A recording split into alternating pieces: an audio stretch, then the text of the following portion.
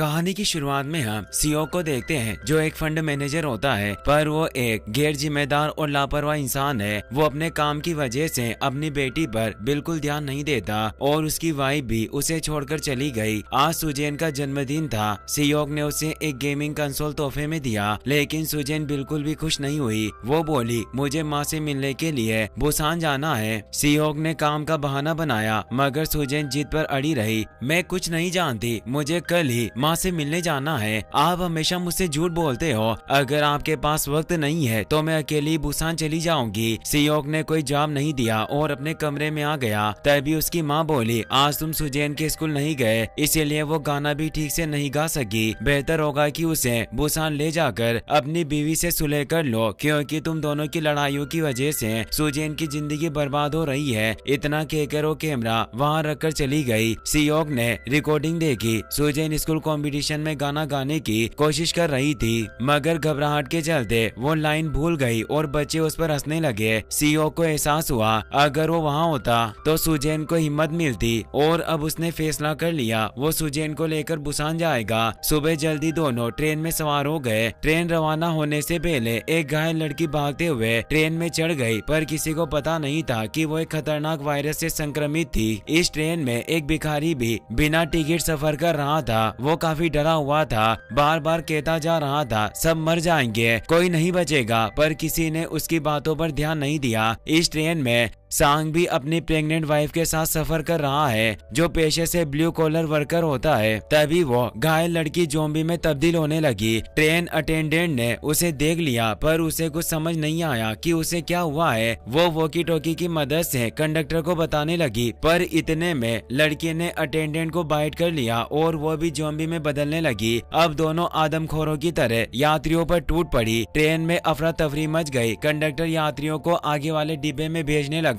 मगर उस पर भी ज़ॉम्बी ने हमला कर दिया। सीओ ने जब ये सब देखा तो अपनी बेटी को लेकर आगे वाले डिब्बे की तरफ बढ़ने लगा। ज़ॉम्बी अब सांग और उसकी बीवी शेली का पीछा करने लगे। दोनों जैसे तैसे उस डिब्बे तक पहुंचे। शुरू में सीओ ने दरवाजा बंद कर दिया, मगर सुजैन के कहने पर उसने उन्हें अंदर आने दिया। वायरस के काबू में होने की वजह से ज़ॉम्बीज़ का खुद पर काबू नहीं रहता और उनकी सोचने समझने की शक्ति खत्म हो जाती है। वो इंसानों को देखकर ही उन पर अटैक करते हैं। शेली दरवाजे को गिला करके उस पर अखबार लगाती है, जिससे ज़ॉम्बीज़ को वो नजर नहीं आए और वो शांत हो गए।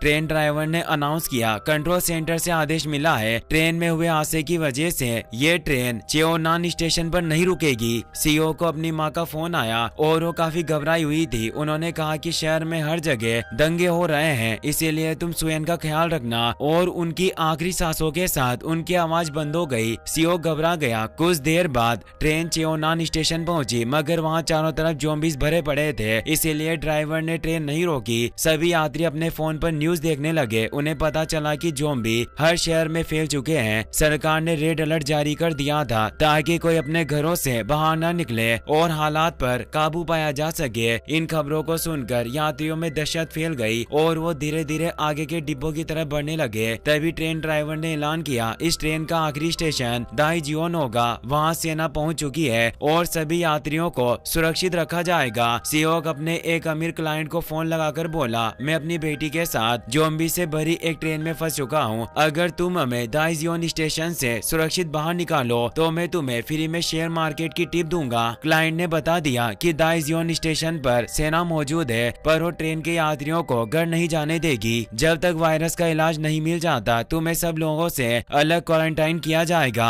ताकि वायरस को आगे फैलने से रोका जा सके। लेकिन तुम्हें फिक्र करने की जरूरत नहीं, बाकी लोगों से अलग दूसरे दरवाजे से निकलना, वहाँ मेरे आदमी तुम्हें ले लेंगे। ये सुनकर सीओ राहत महसूस करता है। कुछ देर बाद ट्रेन दाइजियोन स्टेशन पहुंचती है। स्टेशन पूरी तरह से खाली था, इसीलिए सभी यात्री ट्रेन से उतरने लगे। योन सुग नाम के आदमी ने ड्राइवर से कहा, मैं स्टेलन एक्सप्रेस का COO हूँ। मुझे पता चला है कि दाइजियोन में वायरस फैलने की वजह से यहाँ के सारे रास्ते बंद कर दिए गए हैं। अब हम चाहकर भी यहाँ से बाहर नहीं निकल पाएंगे। हमें तुरंत ट्रेन को बुसान लेकर जाना होगा। पर ड्राइवर बाकी सभी यात्रियों को भी बचाना चाहता था, इसीलिए उन्हें रोकने के लिए चला गया।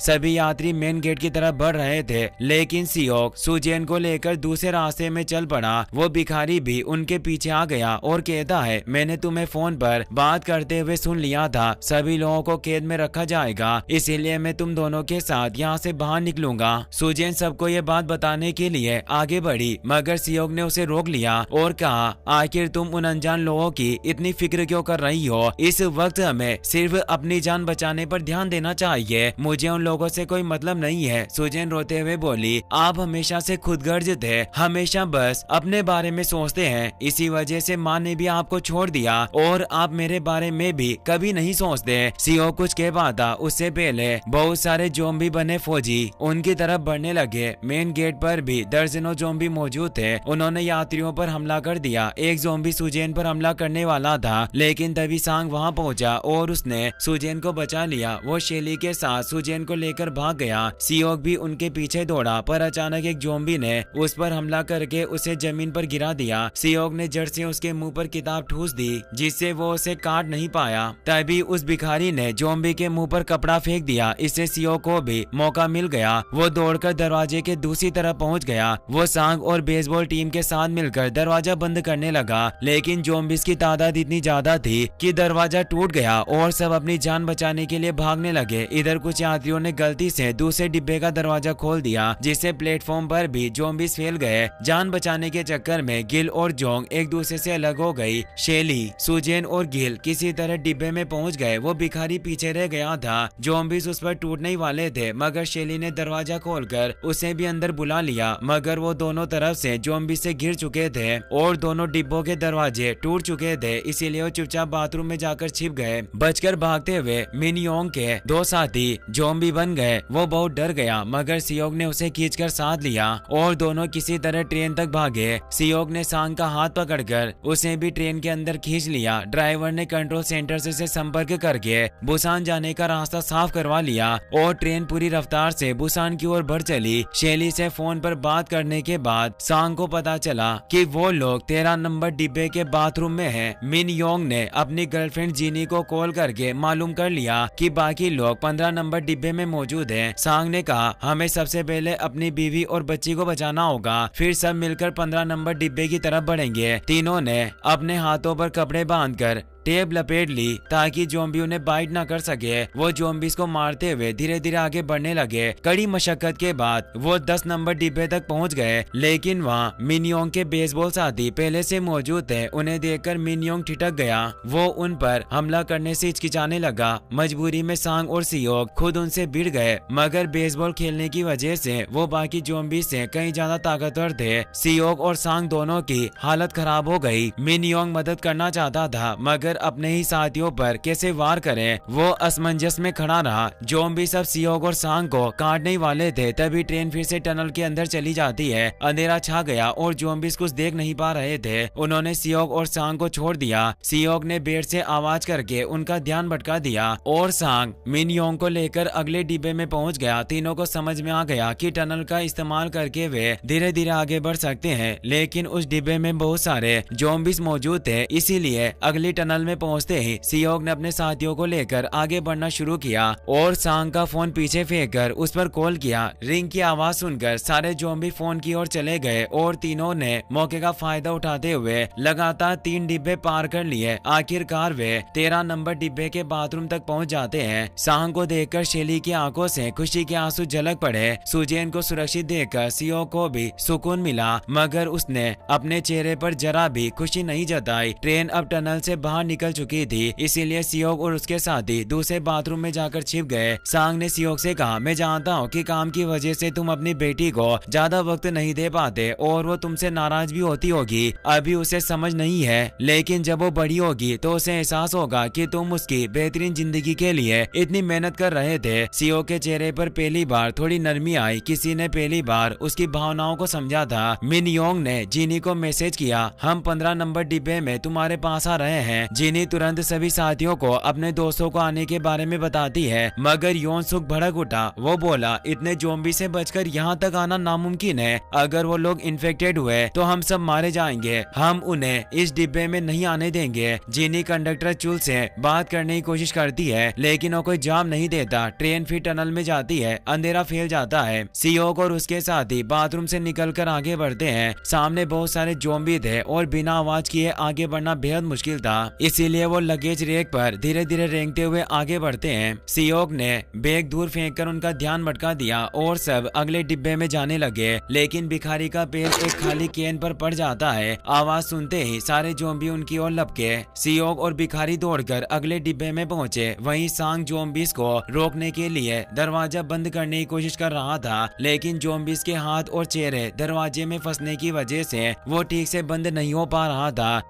दूसरी ओर मिन योंग और सियोक 15 नंबर डिब्बे का दरवाजा खोलने की कोशिश कर रहे थे, मगर योन सुक के कहने पर यात्रियों ने कपड़ों से दरवाजा कसकर बांध दिया था। काफी कोशिशों के बावजूद वो दरवाजा नहीं खोल पाते। मिन योंग बार बार जीनी को कॉल करता है, लेकिन योन सुक ने उसका फोन तोड़ दिया। चुल ने जीनी का मुंह बंद कर दिया ताकि वो कुछ ना बोल सके। गुस्से में मिन योंग ने बेड से दरवाजा तोड़ दिया। उधर योन सुक यात्रियों के साथ मिलकर दूसरा दरवाजा बंद करने लगा। जिन ही चुल के चंगुल से छूटकर बाहर आई और जोंग ने अपनी बहन गिल को देख लिया। दोनों ने यात्रियों को दरवाजा बंद करने से रोकने की कोशिश की। उधर दरवाजा बंद करने की कोशिश में एक ज़ॉम्बी ने सांग के हाथ पर काट लिया। वायरस उसके शरीर में फैलने लगा। सीओ को ये बात समझ में आ गई, मगर फिर भी उसने सांग को अकेला छोड़ने से इनकार कर दिया। शेली सांग की मदद करने के लिए उसकी ओर जाने लगी, मगर सांग ने जोर से चिल्लाते हुए उसे रोक दिया। वापस जाओ शेली, दूर रहो मुझसे। शेली को अब समझ में आ गया था सांग संक्रमित हो चुका है। वो वहीं रुककर फूट फूट कर रोने लगी। सांग ने सीओ की तरफ देखा और भारी सांसों में बोला, अब मैं ज्यादा देर तक खुद को संभाल नहीं पाऊंगा, लेकिन तुमसे एक बात का वादा चाहिए, मेरी वाइफ का ख्याल रखना। सियोक ने उसकी आंखों में देखते हुए सिर हिलाया। मैं वादा करता हूँ, मैं शेली की हिफाजत करूंगा। वो शेली को पकड़कर वहाँ से जाने लगा। पीछे से सांग ने पुकारा, शेली तुम हमेशा पूछती थी ना कि हमारी बेटी का क्या नाम होगा, तुम इसका नाम सुयुन रखना। इतना कहते ही दरवाजा टूट गया और सारे ज़ॉम्बीज का पूरा झुंड उस पर जानवरों की तरह टूट पड़ा। सांग ने आखिरी सांस तक हार नहीं मानी। वो पूरी ताकत से ज़ॉम्बीज को रोकता रहा ताकि बाकी लोग बच सके। शेली दर्द से चिल्ला उठी, मगर सियोक ने उसे कसकर पकड़ लिया और उसे जबरदस्ती वहाँ से दूर ले गया।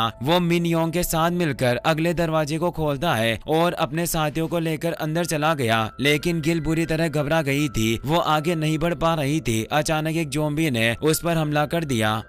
अपनी बहन को अपनी आंखों के सामने मरते देख जोंग की दुनिया जिसे थम गई। वो चीख भी नहीं सकी, बस टूट कर रह गई। यह देखकर सियो का गुस्सा फूट पड़ा। वो योन सुक पर झपट पड़ा और उसे मारने लगा। तेरी वजह से ये सब हुआ। मगर योन सुक चिल्लाया, सियोक इन्फेक्टेड है। उसके शब्दों ने यात्रियों के दिल में डर बिठा दिया। अब कोई उन पर भरोसा नहीं कर रहा था। सबने सियोक और उसके साथियों से कहा कि वो अगले डिब्बे में चले जाएं। सियोक ने गुस्से से सबकी तरफ देखा, मगर फिर कुछ कहे बिना सुजेन और शेली को लेकर आगे वाले डिब्बे में चला गया। चीनी भी उनके साथ चली गई। उधर योन सुक और उसके साथियों की वजह से गिल की मौत हुई थी और वो अपनी बहन से मिलना चाहती थी और उसने दरवाजा खोल दिया और सारे ज़ॉम्बीज को अंदर आने दिया। कुछ ही पलों में पूरा मंजर तबाही में बदल गया। लगभग सारे यात्री मारे गए। सिर्फ योन सुक और कंडक्टर चुल बाथरूम में छिपकर किसी तरह बच गए। दूसरी ओर ट्रेन ड्राइवर कंट्रोल सेंटर से संपर्क करने की कोशिश कर रहा था, पर कोई जवाब नहीं मिला। बुसान शहर से उड़ता हुआ धुआं देखकर सबको समझ आ गया, अब उनका बचना मुश्किल है। सीओ को अपने साथी का फोन आया। वो घबराई हुई आवाज में बताता है, हमने वाईएस बायोटेक के सारे शेयर बेच दिए थे, जिसका बदला लेने के लिए उन्होंने पूरे कोरिया में ये वायरस फैला दिया। सीओ के चेहरे पर सदमे की लकीरें खिंच गई। उसे याद आया, वही था जिसने अपने साथी के कहने पर वो सारे शेयर बेचे थे। अब उसे अपनी गलती का एहसास हो चुका था, मगर बहुत देर हो चुकी थी। ट्रेन बुसान स्टेशन के करीब थी, मगर पटरी पर पहले से डिब्बे पड़े थे। ड्राइवर ने अनाउंस किया, रास्ता बंद है, मैं ट्रेन आगे नहीं बढ़ा सकता, लेकिन फिक्र मत करो, मैं दूसरी पटरी पर इंजन लगाकर ट्रेन तैयार करूंगा। जो भी यात्री जिंदा है वो तुरंत बाहर निकलकर दूसरी ट्रेन में पहुंचे। वो तेजी से ट्रेन से उतरा और वेयर हाउस की ओर भागा। वहाँ उसे एक इंजन मिला जिसे वो पटरी पर लगाने लगा।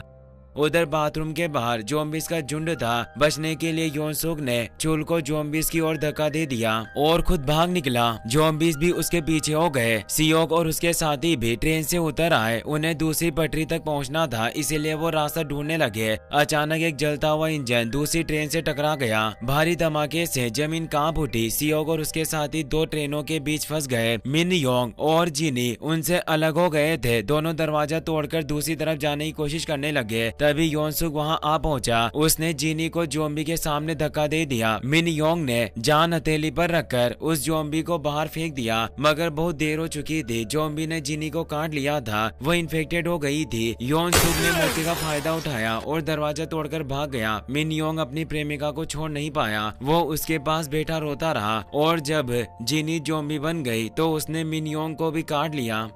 ज़ॉम्बी से जान बचाते हुए भागता हुआ योनसुक अचानक फिसलकर नीचे गिर पड़ा। ट्रेन ड्राइवर बिना कुछ सोचे इंजन से उतरकर उसकी मदद करने के लिए दौड़ पड़ा, लेकिन योनसुक ने खुद को बचाने के लिए उसी ड्राइवर को ज़ॉम्बी के सामने धक्का दे दिया। बेचारा ड्राइवर कुछ समझ ही नहीं पाया और पल भर में ज़ॉम्बीज ने उसे नोच डाला। उधर सियोक, सुजेन और शेली एक खतरनाक हालात में फंसे हुए थे। ऊपर से पूरी ट्रेन उन पर गिरने वाली थी। सियोक किसी तरह ट्रेन के नीचे से निकलकर दूसरी तरफ पहुंच गया, मगर तभी एक लोहे का टैंकर नीचे आ गिरा, जिससे रास्ता पूरी तरह बंद हो गया। अचानक ज़ॉम्बीज ने खिड़कियां तोड़ दी और ट्रेन से बाहर निकलने लगे। हालात देखकर शेली और सुजेन डर गई। उन दोनों ने पहले भिखारी की बहुत मदद की थी, इसीलिए अब वो उन दोनों की रक्षा के लिए सामने आ गया। वो ज़ॉम्बीज को रोकने लगा ताकि सुजेन और शेली भाग सके। इसी दौरान सियोक ने अपनी पूरी ताकत लगाकर टैंकर को रास्ते से हटा दिया। आखिरकार सुजेन और शेली सुरक्षित उसकी तरफ पहुंच गई। तीनों तेजी से इंजन की ओर भागने लगे, मगर ज़ॉम्बीज उनका पीछा नहीं छोड़ रहे थे। बहुत मशक्कत के बाद वो किसी तरह इंजन तक पहुंचे, लेकिन सैकड़ों ज़ॉम्बीज ने इंजन को पकड़ लिया, जिससे ट्रेन की रफ्तार कम होने लगी। सियोक जानता था अगर इन्हें हराया नहीं गया तो इंजन रुक जाएगा। वो खिड़की के पास पहुंचा और ज़ॉम्बीज के हाथों पर लाते मारकर उन्हें नीचे गिराने लगा। कई बार चोट लगने के बावजूद वो हार नहीं मानता और आखिर सब ज़ॉम्बीज गिर जाते हैं। तभी अचानक योनसुक इंजन के दरवाजे से निकलकर बाहर आया। उसका चेहरा पीला और आंखें लाल थी। वो अब इन्फेक्टेड हो चुका था। वो गिड़गड़ाकर बोला, प्लीज मेरी मदद करो, मैं घर जाना चाहता हूँ। मगर सियोक समझ चुका था अब बहुत देर हो चुकी है। योनसुक की पूरी बॉडी कांप उठी और अगले ही पल वो ज़ॉम्बी बनकर शेली पर झपट पड़ा। सियोक ने उसे रोकने की कोशिश की। दोनों में जोरदार झपट हुई और इस दौरान योनसुक ने सियोक के हाथ को काट लिया। अब सियोक भी संक्रमित हो चुका था। उसके पास ज्यादा वक्त नहीं था। वो खुद को चेन से बांधकर योनसुक को लेकर इंजन से नीचे कूद गया। खुद चेन से बंधा होने के कारण वो इंजन पर सुरक्षित रह जाता है, जबकि योनसुक नीचे गिरकर मर गया। सियोक वापस ऊपर आया, लेकिन अब उसकी आंखों में नमी थी। वो जानता था कि अब उसका बचना नामुमकिन है। वो शेली को समझाने लगा, ब्रेक यहाँ है, इसे खींचना, बुसान पहुँचते ही ट्रेन रोक देना। सुजेन ने उसका हाथ थाम लिया। नहीं पापा, आप हमें छोड़कर मत जाइए। वो जोर जोर से रोने लगी। सियोक की आंखों में भी आंसू आ गए। वो मुस्कुराया, अपनी बेटी के चेहरे को आखिरी बार देखा और बोला, अब तुम दोनों को जिंदा रहना है। फिर उसने इंजन रूम का दरवाजा बाहर से बंद कर दिया। शेली ने सुजेन को संभाला, पर वो लगातार चीखती जा रही थी। सियोक को अपने किए पर पछतावा था कि जब उसके पास वक्त था वो अपनी बेटी के लिए समय नहीं निकाल पाया। और उसी मुस्कान के साथ सियोक ने इंजन से छलांग लगा दी। सुजेन ने अपने पापा को गिरते देखा। वो चीख पड़ी। कुछ देर बाद ट्रेन एक टनल के पास पहुंची। आगे रास्ता बंद था, इसीलिए दोनों इंजन से उतरकर पैदल चलने लगी। टनल के दूसरी तरफ फौजी स्नाइपर से तैयार खड़े थे। अंधेरे की वजह से उन्हें समझ नहीं आया कि ये इंसान है या ज़ॉम्बी। उन्होंने निशाना साधा और तभी सुजेन ने आंसू पहुंचे और अपने पापा का वादा याद किया। उसने वही गाना गाना शुरू किया जो वो स्कूल में अधूरा छोड़ आई थी, जिसे वो सियोक के लिए गाना चाहती थी। उसकी मासूम आवाज गूंज उठी टनल के भीतर, हवा में और सैनिकों के दिलों में भी। गाना सुनकर सैनिकों ने अपनी बंदूकें नीचे कर दी और पहचान लिया कि वो इंसान है। उन्हें सुरक्षित लेने के लिए आगे बढ़े। कभी कभी ये जिंदगी हमें तब सिखाती है जब सब कुछ खो चुका होता है। सियोक ने बहुत देर से समझा कि असली इन्वेस्टमेंट पैसे में नहीं बल्कि उन लोगों में होती है जो हमें सच्चे दिल से चाहते हैं। उसने अपनी बेटी को खोया नहीं, बल्कि आखिरी पल में उसे अपने अंदर छिपा वो पिता मिल गया जिसकी उसे बरसों से तलाश थी। सुजेन के गाने की वो आखिरी आवाज सिर्फ उसके पापा तक नहीं बल्कि हर उस दिल तक पहुँची जिन्होंने अपनों को काफी देर से समझा हो। अगर इस कहानी ने भी आपके दिल को छू छू लिया तो एक लाइक जरूर करें और सब्सक्राइब करें ताकि अगली ऐसी ही दिल छू लेने वाली कहानी आप सबसे पहले सुन सके।